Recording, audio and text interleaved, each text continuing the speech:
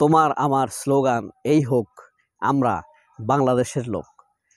এদেশের মানুষ দালাল না, দালাল হলো যারা এদেশের মানুষের মাথা বিক্রি করে খায়, যারা স্লোগান দেয় আমিও জানি, তুমিও জানো, আমিও জানি সাদেক কায়েম পাকিস্তানি।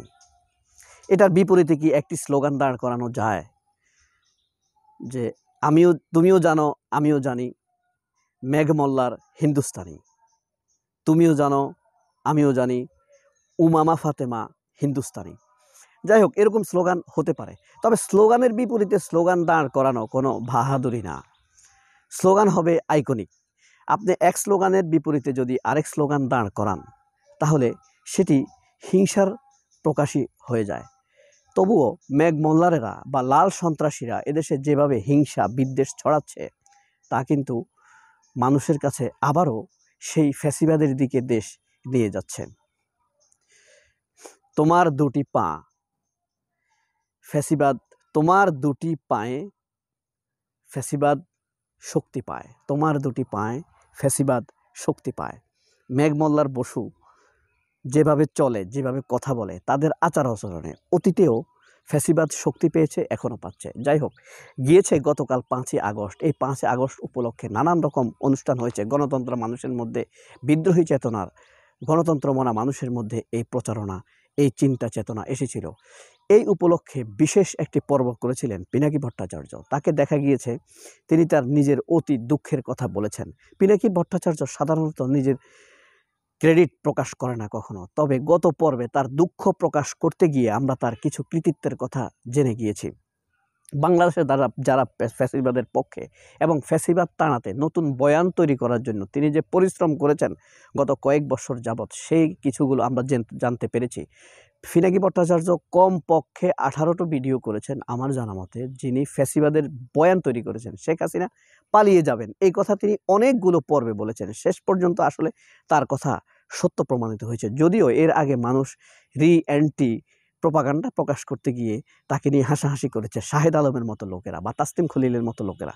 শাহেদ আলম, তাসলিম খলিল, তাদেরও শেখ হাসিনা তাড়ানোর ব্যাপারে অবদান রয়েছে, কিন্তু শেষে এসে স্বার্থগত কারণে শাহেদ আলমরা, তাসলিম খলিলরা বা জুলকারনাইন সায়েনরা কিছুটা সরে গিয়েছে।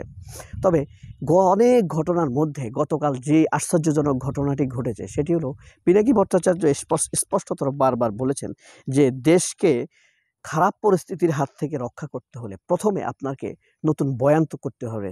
বৃষ্টির মধ্যে যদি আপনাকে হাঁটতে হয় তাহলে আপনাকে অবশ্যই ছাতা ধারণ করতে হবে। ছাতার নিচে আপনি বৃষ্টির থেকে কিছুটা আশ্রয় নিতে পারবেন। ঠিক রাজনীতি যদি আপনাকে দাঁড় করাতে হয় তাহলে আপনাকে অবশ্যই দাঁড় করাতে হবে তার বয়ান। সেই বয়ান, শক্তিশালী বয়ানকে সাথে নিয়ে আপনি মানুষের দ্বারে যাবেন, মানুষের হৃদয়ে হৃদয়ে ঘুরে ঘুরে বেড়াবে আপনার সেই বয়ান। তবে আশ্চর্য ব্যাপার হলো তার যে দাবি বয়ান তৈরি করার ক্ষেত্রে পিনাকি ভট্টাচার্য যে ভূমিকাগুলো রেখে চলেছেন মানুষের জন্য, মানুষের কল্যাণের জন্য, অতীতে তার কিছু অপরাধ রয়েছে, সেগুলোর জন্য তিনি অনুতপ্ত। এই জন্যই আমরা আসলে তাকে পছন্দ করতে চাই, বিশ্বাস করতে চাই। তথ্যের জন্য তার উপরে মানুষ নির্ভর করতে চায়। তবে সে যে কথাগুলো বলে, বয়ানগুলো প্রচার করে, তার পক্ষে থাকে শক্তিশালী প্রমাণ। এ কারণেই তাকে বিশ্বাস করতে বাধ্য হবেন আপনার বিবেক যদি পরিচ্ছন্ন, পরিষ্কার হয়ে থাকে। সেই জিনিসটি, যেমন পিনাকি ভট্টাচার্য একটি উদাহরণ দিয়েছিলেন। খালেদ মহিউদ্দিনের টকশোতে চরমনাইয়ের second in command Faizul Karim উপস্থিত হয়েছিল। সেখানে ফয়জুল করিম বলেছিল আমরা শরিয়া আইন চাই। খালেদ মহিউদ্দিন সালমান এফ রহমানের কামলা। খালেদ মহিউদ্দিন তখন বলেছিল আপনারা কি তাহলে আফগানিস্তান মতো উদাহরণ চেয়েছিল, বাংলাদেশ পৃথিবীতে কোনো উদাহরণ আছে কিনা শরিয়া রাষ্ট্রের? সে বলেছিল আফগানিস্তান আছে, ইরান আছে। তখনই সে চেপে ধরেছিল যে তাহলে আপনারা কি আফগানিস্তান বানিয়ে ফেলতে চান? শরিয়া রাষ্ট্রের হওয়ার অর্থ এই নয় যে একটা রাষ্ট্রকে সব রাষ্ট্র আফগানিস্তানের আদলে চলবে কেন? পৃথিবীর অনেক দেশেই তো গণতন্ত্র রয়েছে, কিন্তু তারপরও তাদের মধ্যে রয়েছে পার্থক্য। রাশিয়াতে গণতন্ত্র রয়েছে, আমেরিকাতে গণতন্ত্র রয়েছে, ব্রিটেনে গণতন্ত্র রয়েছে। আমেরিকাতে তো গণতন্ত্র আছে, সেখানে কিন্তু প্রধানমন্ত্রী নেই। ব্রিটেনে প্রধানমন্ত্রী হলো সবচাইতে ক্ষমতাবান, আবার প্রেসিডেন্ট নেই। তাহলে গণতন্ত্র থাকলেও তার মধ্যে কিন্তু আপনাদের পার্থক্য আছে। একই পরিবারের যমজ দুই ভাই, তাদের মধ্যেও পার্থক্য রয়েছে। 1 নম্বর পার্থক্য, তাদের দুইজনের দুটি নাম থাকে, এটাই তো একটা পার্থক্য। তাদের গায়ের রঙে একটু পার্থক্য থাকে। এবং যমজ ভাইদের মধ্যে চোখের দৃষ্টিতে কিন্তু পার্থক্য থাকে।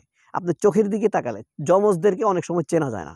আপনি যদি চোখের দিকে তাকান, তার চোখের মনির দিকে তাকান, আপনি তাকে বুঝতে পারবেন।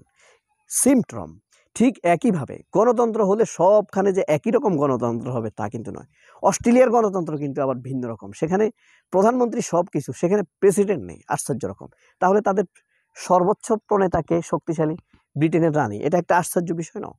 তো একই রকম শাসন হলেও দেশের ক্ষেত্রে তাদের মধ্যে ভিন্নতা থাকে।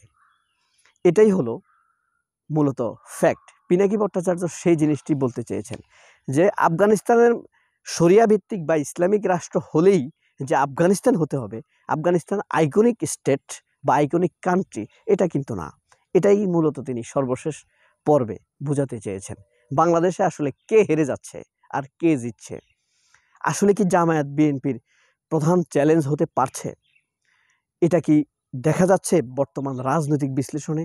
সেটা স্পষ্ট না হলেও ময়দানের মানুষের মানসিকতা যদি আপনি বিশ্লেষণ করেন, তাহলে দেখতে পারবেন চ্যালেঞ্জ হয়ে উঠেছে। আর জামায়াত ইসলাম বিএনপির চ্যালেঞ্জ হতে পারুক আর না পারুক, বিএনপি কিন্তু জামায়াতকে তাদের চ্যালেঞ্জ হিসেবে নিয়েছে। কারণ বিএনপির নেতৃবৃন্দের মধ্যে ডেপথ চিন্তা করার ক্যাপাসিটি খুবই কম, যেটা জামায়াতের লোকেরা ভাবে। এই কারণেই জামায়াত যেমন আওয়ামী লীগকে ভয় পায়, আওয়ামী লীগ ঠিক জামায়াতকে ভয় পায়। কারণ এক দলের পালস পিটিশনটা বুঝতে পারে, তাদের অপরাধের মাত্রা, তাদের লক্ষ্যমাত্রা, তাদের টার্গেট কি, রাজনৈতিক বয়ান, রাজনৈতিক বিস্তৃতি, ব্যাখ্যা, এগুলো বুঝতে পারে। যে কারণে আওয়ামী লীগ বিএনপির চাইতে জামায়াতকে বেশি টর্চার করেছে। ঠিক একইভাবে জামায়াত সবচাইতে আওয়ামী লীগকে বেশি চিনে, বিএনপিকে নয়। আর বিএনপি তো মূলত স্টেটলি আপনি যদি সঠিকভাবে বলতে যান, কোনো রাজনৈতিক দল না, এটা একটা ক্লাব।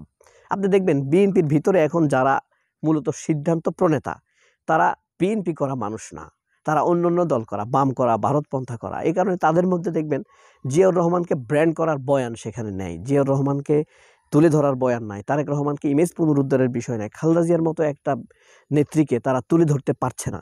এখানে তাদের বয়ানের দুর্বলতা, বয়ানের ক্যাপাসিটি, বয়ান তৈরি করার তাদের সেই ক্যাপাসিটি আওয়ামী লীগের মতো নয়, পারছে না তাদের। কারণ 17 বছর এই কারণেই মানুষকে দুর্ভোগ সইতে হয়েছে।